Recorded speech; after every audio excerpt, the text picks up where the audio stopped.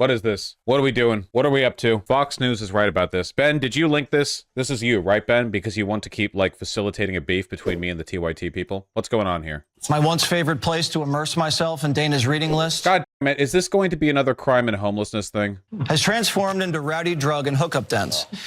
Across the country, the ladies who tell you to shush have witnessed everything from public sex, people shooting up, and even assault. Wow, what a remarkable coincidence. Fox News going after one of the very few remaining public services that are completely free to use and access, that provide resources to people no matter how poor you are, and are, like, basically accessible to everyone. That's what a remarkable coincidence, you know? It's parks, it's libraries, coincidentally, it's just every public service that exists. The only way to make society safe is to privatize everything. It's so bad in San Francisco, librarians are now demanding security guards be stationed at every branch.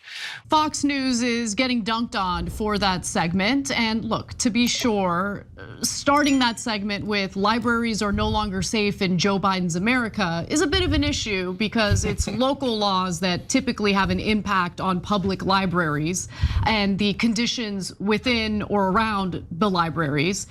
So that's one thing to keep in mind. They're taking a story and they're obviously using it as a political tool against their political opponent. So I get why people would see that and immediately have a knee-jerk reaction in wanting to dunk on them if you happen to be a Democrat. However, I think that there's actually a point here, and it's not something that we should make a blanket statement about in regard to all libraries throughout the country, obviously, but there are some instances of libraries that have run into all sorts of really serious problems, which has even led to closures, and I have a problem with that. So I mean, the underlying problem here, obviously, is that, like, local districts, cities, counties, whatever, do a terrible job dealing with homeless people, right? Like, we have empirical, factual, like, completely bulletproof evidence that housing first homelessness policies are not only helpful in dealing with the homelessness epidemic, but also, like, save money in the long run, you know? Also, yeah, exactly, libraries are facing record budget cuts as well, so same with so many public services. Like, we know the solutions to this,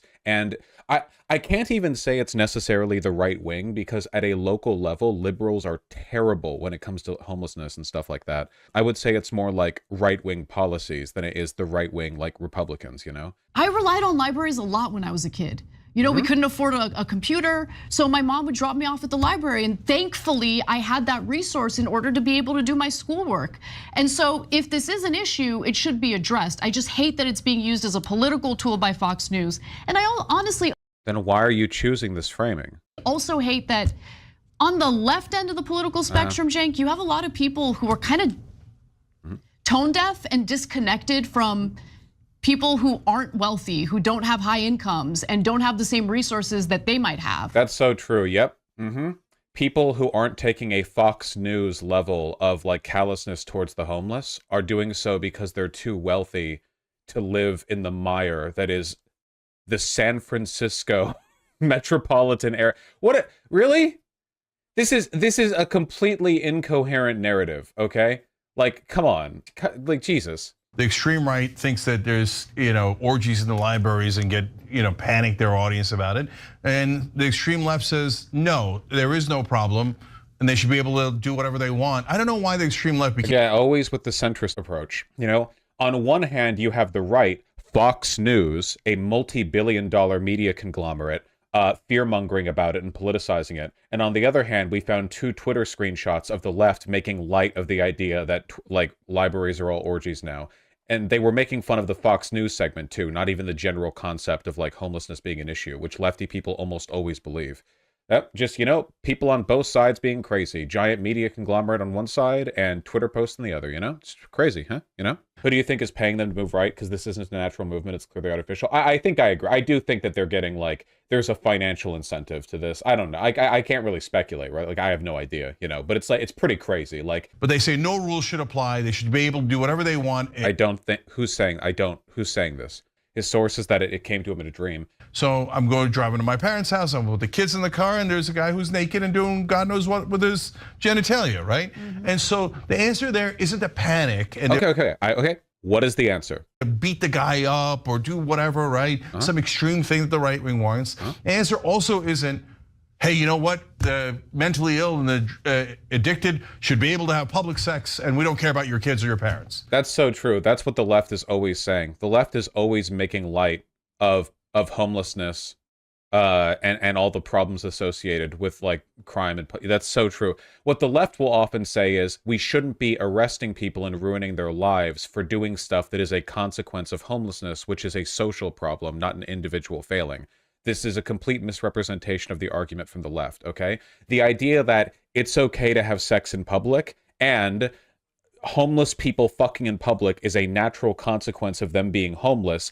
Homelessness is a social failing. We should address the social failing rather than continuing the cycle by arresting them. Those are two different arguments because one of them makes light of the underlying issue and the other one doesn't. The other one, well, it doesn't necessarily address the issue, but at least acknowledges it. You know, I've never seen anyone like defend public fucking as like a, like this is fine and normal. I've never seen that, you know? Like it's more just like, you know, the cop shouldn't beat you to death or something. I mean, you can find any take on Twitter if you want, I guess. I mean, like, how often does public sex happen in the US? It depends on the area that you're in. In order for public sex to be a real issue, you need like an intersection of two factors. One of them is a relatively low police presence, because they'll get you.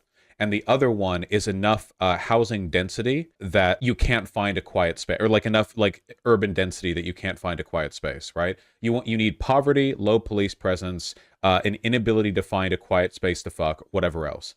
Homelessness epidemic, you know, people just not giving a fuck. There's a lot of stuff that like, you know, sort of like forms together to create that. I mean, I don't think I've ever. No, I think I drove by a couple having sex at a bus station once. They probably aren't mentally well, you know? I don't know. Like, look, okay, here's my take.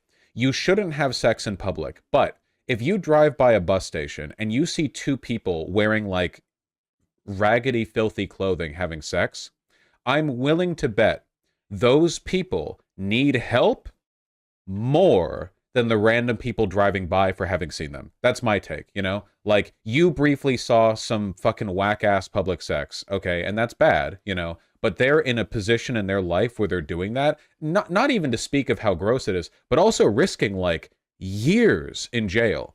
Like, they need help, you know? Like, they need help, you know?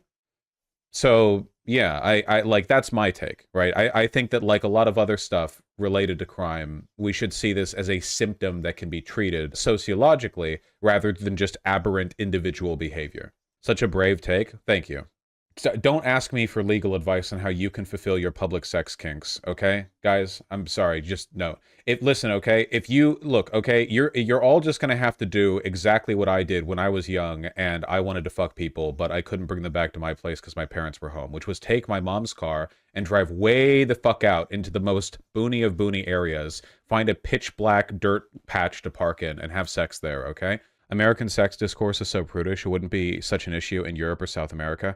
Yeah, you know what, random stranger, I do agree that, like, you know, the fact that the average American suburbanite would, like, if they saw a single titty outside, would immediately, like, shoot their children and then themselves, that probably is an issue.